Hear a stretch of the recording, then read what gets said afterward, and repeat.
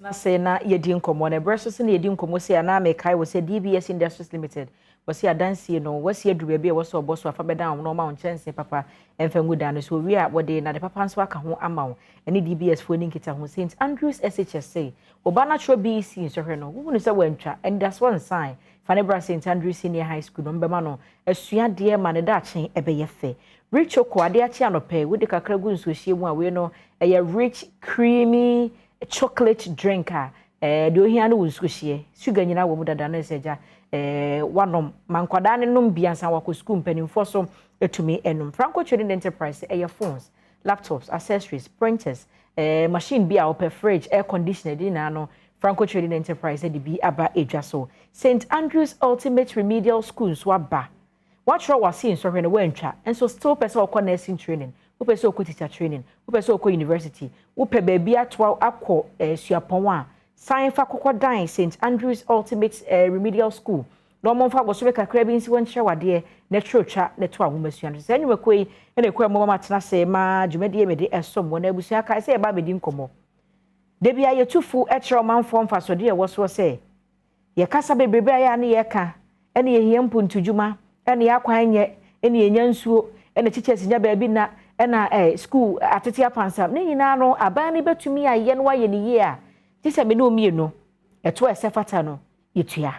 eno nti na GRA mpanimfo atena se am no mobedi nkomo ne ahwe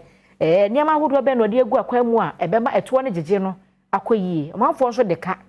nti ne nyina ne e ba bedi hu nkomo oto na wuntua ato a embra no so opachi a waso be yesi nti mpanimfo atena se no eye kwakujiwa ono wo ye Chief Revenue Officer Large Taxpayer Office ye no ewo GRA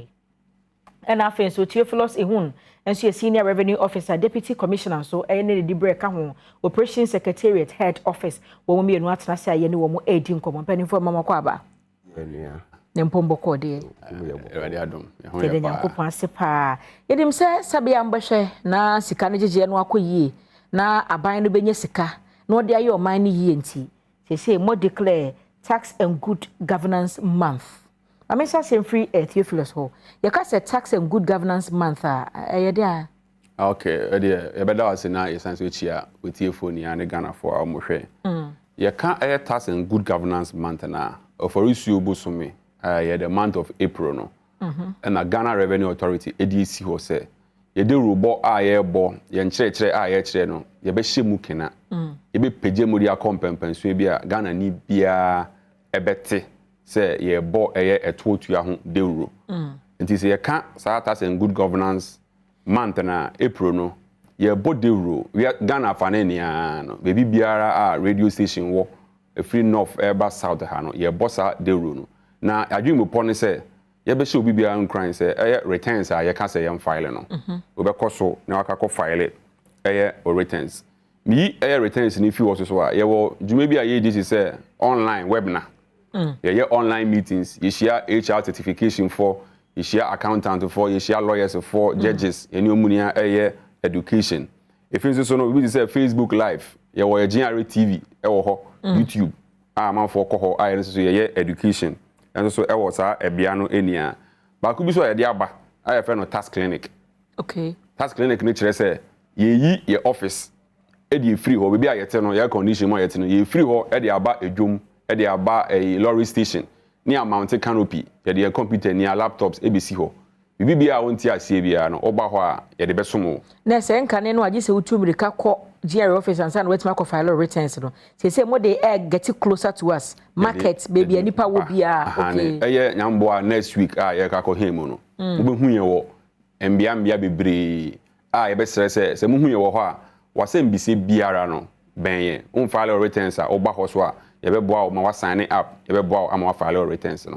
this year can Tax and Good Governance na month of April no sana ekire kwaku yanhwe mo se nkrofo file returns nkrofo file say no electronically yes your digital world anye bia no kwan foforo bi ho no mo a metimi atena me fie na maye oh mpache oyi say no ye de abafu dwumadia na eye adwuma nti kwan wo ho no ane say o beko yama URL I friend www.taxpayersportal.com onya du ho a nhyehyɛ kakra wo ho be sign up na afi young office no ebua ama wo nti se ne a wote here ye the office na aba wo okay nti no ukoso a na dwumadi bia se wudi eba return na menua yi kan ho asem ni nyina no na wakoso pepepe na filing return ye dey ade ankasa momra from to your level ne ntiase filing return ye enkrata bia commissioner general ehwehwe afi obia otua to ho se ebia afimu ni nyina wadi dwuma bi etua woka ana waye adwuma mfasodi bia ba na mfasodi nkrampo amba yesi buhu akonta ne fabric commissioner general ebinom nso de wo ha bosome obebuhu akonta na de abre commissioner general no na be kire se ebia ka bi wo ho se wutua ana se ebia nso GRA de wo ka se nso yetua ma wo ana se no mpo no niaman nketenketin bi wa friend relief ni aide be so wasen kakra ebia o mako school yesi ebe ma obribi kakra na wo de so wasen ese ebia wo hwe nese GRA na nyese moji sika nko a mo ma relief nso ye ma relief ye timu ya krampo e de check crash wonsem se uska na se wo de man abro so a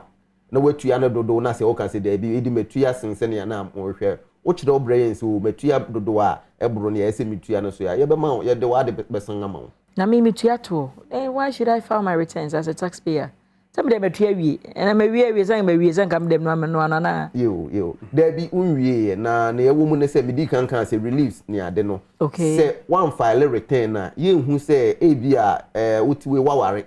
nti ye wo marriage relief e wo yen tax mu wo ma ye wo relief a ye de ma won a ma eku school basa ye tuye relief ma won ebia na umama bia wanyi wona wo hwe no dependency relief eno nso wo ho ye tuye ni nyina ena niam nketenkete ngi se ebia wo pese wo kire se me ma tonga se na emu me nso me bo ka se ni nyina no se wan fa ngu nkrata so amre ya ye ntimu hu na ne else ye de ma won ye de ma won ti ihia se unsu de bia no nso be file or return even though as multimedia na Adom FM busumu bia wotete wo de brain de ba ebe hia se won so be file return ne ye hu dwumadi a wonso wedi afibu ni nyina ana se busum no okay Theophilus nti se ko ba se matoma dwene mu men file for return a longer period de na betumi asi what are the effects I was emra ye de ejuma no emra etotua no bro for me say a compulsory contribution say unni akwanya foforo bia aye nhye se e wo se utua na bibia aye nhye no so no aye na asotwe ebata ho na ma nhye no eye ejuma and say one file or returns aso no one file ya ye wa asotwe bia friend penalty na mbo mu no wo hwe GRA se na aye nyoma na na yen pese be project penalty no anya ade ayeta aka ne bebre okay esan say ye pese ye promote voluntary compliance nti se na ye wa ha ye ka say April say wo ya ankrankre wo up to ending of April to file your returns no one famba de ru aye boy nia one famba na wo say wante na say emre ne pa ho a na nde sa asotwe no ye 500 Ghana cedis e pa ho na no 500 cedis na debia so aba beto so no 10 cedis. But how do I file my returns to avoid this penalty? And it is see no so etie obi am fa ne pen ana say wo phone wo smartphone but www.taxpayersportal.com. Okay. O oba bi wo nchen so a your mobile app no e wo ho ukita iPhone ana say Android phone mobile app no Ghana Taxpayers app e wo so. Okoso wi a de anhia say we individual wi ha your Ghana card. O Ghana card na o Ghana card no ehema sign up process and send ya no Facebook send ya no Gmail account no sa ensesa se o sign up na wo call bibi e friend no ye home page obi bia ni ubie website bia maybe audi kan hia no na ye friend home page no and a landing page o koso a esan se e pese o hu ehenhan won nti no wo behu e wo so se ya tro file your returns okay and a file now button na obehu wo ho no green e ho no ya tro personal income tax returns say we ankrankra a company obehu corporate income tax and a company income tax return okay no we mia e file now button so umia ni aka ne ye wo angasa wo information awo no na de ahihiem na wa submit e ni kan say wo hihye mpo na say bia wo feel say information bi wo twen mo accountant aba ansa na wo de ahihiem ma obetumi e save na we free so ade chia wasan ba beto aso uwi a na wa submit e de aman di sa pepepe na ete mame mra kwaku ho me ne ka juada na ka me ko file me di na ye holiday say no metima atwan na afi the next way be the next working day my year and I online into no brebia ye active say na February be 24/7 into no emra no se na me nua ne kan na hye wo say by 30th no e wo say personal income tax no wa file into no say 30th nimpu say eso afofida o say ye memene da o say kwasida o say no yan office na na ye dia ba ufi no into wo da wo paso kra utimo fa wo phone say enyandu midnight ameko 1st May nti 11:59 kura na obetimi a o file a ibinya ya de pepepe nti ehu hia se obetwa se next week say enye next working day bi o if say yan office na na ye de aba ufi wo phone so no okay mameko ti ho anse be ko yen hwe na ye obibia na etua ntokua to property rate moja ya da so ho ya da se pa moja jeje yem ya bi yenja jeje afi na ye hye mukina pa okay o se na o sika no ntokura eto no ntokua to yes to bi a ewo hodeda enya ade foforo na Ghana Revenue Authority jumakuo no ene Ministry of Local Government ene local assemblies ewo ho nia no ya kan ye ho abom se ye behwe ma sa eto jeje no ya hye mukina na ya GRA ye ne se senia ye bo de euro efa eto tu awon no ye de sa de rubo no property rate de rubo no so aka enjuma ye di hu se ye ko be bibia ye be kan no ama etiefo enia ehunu ye hia se utua sa property rate no wo hwa amanone no ukọ county taxes na na property rate no empotom taxes no eno ne ye hwe ye di sisi ho a cleaners e ba be fa dustbin ye make sure say bibiara eye adwuma wo ho ba ba ye ha na kame aye say ye etua no opa na utua bi enhye wo mu no ye ncha enye enti GRA wo hwe mu a yaje to ache eba no enforcement a ye wo ye mema wo customs wo ho a itumi di enforce eba no compliance a mo amunim se na ye di adwuma ti ye ne assembly na kan ho abom